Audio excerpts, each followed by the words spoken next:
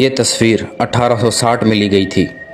ان کے چہروں کے تاثرات میں ایک عجیب سا خوف اور غصہ جھلکتا ہے، جیسے وہ کیمرے کی طرف نہیں بلکہ کسی اندیکھے وجود کو گھور رہی ہوں، خاص طور پر درمیان والے دو بھائیوں جن کی آنکھوں میں ایسی سختی ہے جو اس زمانے کے عام لڑکوں میں کبھی نہیں دیکھی گئی تھی۔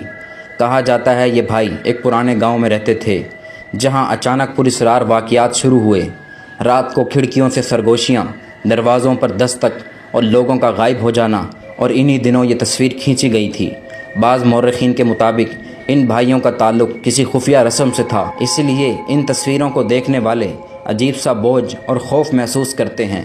پرانے وقتوں کی کچھ پرانی تصویریں یادگار نہیں، راز سموئے ہوئے ہیں جو صدیوں بعد بھی دل دہلا دیتی ہیں۔ دوستو، ابھی جو آپ نے کہانی سنی یہ بالکل بے بنیاد اور جھوٹی ہے، اس کا حقیقت سے کوئی تعلق نہیں ہے۔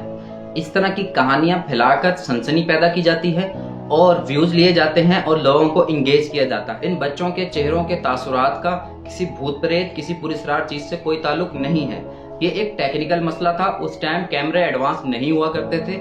آپ کو کیمرے کے سامنے کئی منٹ یا کافی ٹائم تک آپ کو پوز بنا کے بیٹھے رہنا ہوتا تھا یا کھڑے رہنا ہوتا تھا، جس کی وجہ سے آپ کے چہرے کے تاثرات کچھ ایسے ہی ہو جایا کرتے تھے۔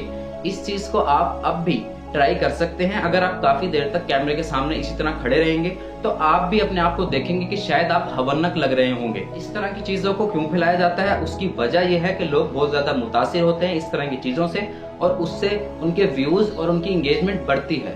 پرانے وقتوں میں اس طرح کی چیزیں چل جایا کرتی تھی۔ اس وقت کوئی بھی ایسے واقعات، کوئی بھی ایسی انہونی ہوتی تھی تو وہ پراسرار چیزوں پر یا جنات پر ڈال دیتے تھے، جبکہ یہ سب کچھ انسانوں ہی کی کارستانیاں ہوتی تھی۔ لیکن آج ٹیکنالوجی اور سائنس کے دور میں یہ سب ممکن نہیں ہے۔ اگر یہ لوگ اسی طرح جھوٹ پھیلاتے رہے اور بے بنیاد چیزیں کرتے رہے تو ہم بھی ٹروتھ ہنٹرز ہیں اور ہم بھی ان کو ایکسپوز کرتے رہیں گے۔ اللہ حافظ۔